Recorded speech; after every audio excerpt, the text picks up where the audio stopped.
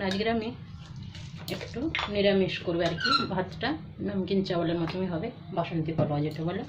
একটু সাদা তেল দিয়েছি, এবার একটু ঘি দিয়ে দেবো এর মধ্যে। আমি বাচ্চারা সবজি খেতে চায় না, কিন্তু এরকম বানিয়ে দিলে খেয়ে নেয়, খুব ভালো, সবজিও খাওয়া হয়ে যায়। এবার আমি কটা গোলমরিচ দিয়ে দিলাম, আর একটা তেজপাতা, একটা শুকনো লঙ্কা ছিঁড়ে দিয়ে দিলাম। এটা একটু গোটা জিরে দিয়ে দেবো, একটু ভাজা হবে। তারপরে আমি এখানে ফুলকপি কেটে রেখেছি, 4 টুকরো ফুলকপি দিয়ে দিচ্ছি।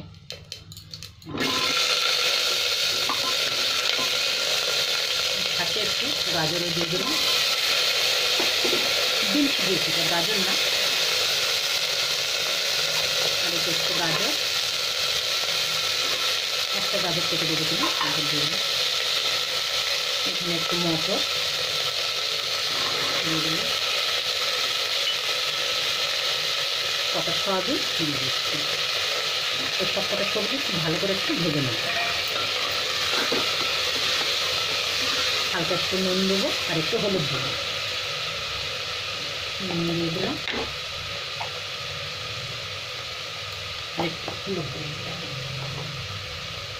একটু ভেজে নিয়ে তারপরে চালটা তুলে দেবো।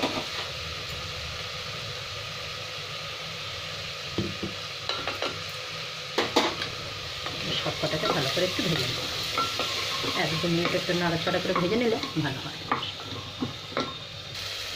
এবার এখানে আমি চালটা তুলে দিলাম। এখানে 1 গ্লাস চাল রেখেছি,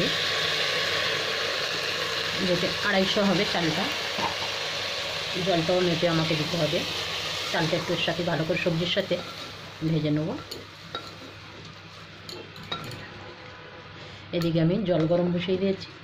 ঠান্ডার দিন তো একদম ঠান্ডা জল দিলে একদম সেটকুটিয়ে যায় তো সবজিগুলো। ভাজা সবজি তো ফট করে ঠান্ডা হয়ে যাবে, তো একটু ভালো করে নেড়ে নিচ্ছি। এবার একটু জলটা দিয়ে দেবো গরম হয়ে গেলে। এবার আমি 1 গ্লাস এই গরম জল দিয়ে দিলাম, আর অল্প একটুখানি 1-2 কোষ দিয়ে দিলাম জল। আর একটু ভালো করে নেড়ে ছেড়ে দিয়ে এবার আমি কুকারটা বন্ধ করে দেবো। একটা সিটি উঠলেই বন্ধ করে দেবো। এখানে এই আধা চামচ আমি বিরিয়ানি মশলাটা দিয়ে দিলাম। এবার কুকারটা বন্ধ করে দেবো, সাবধানে একটা সিটি উঠলেই বন্ধ করবো, দেখাবো।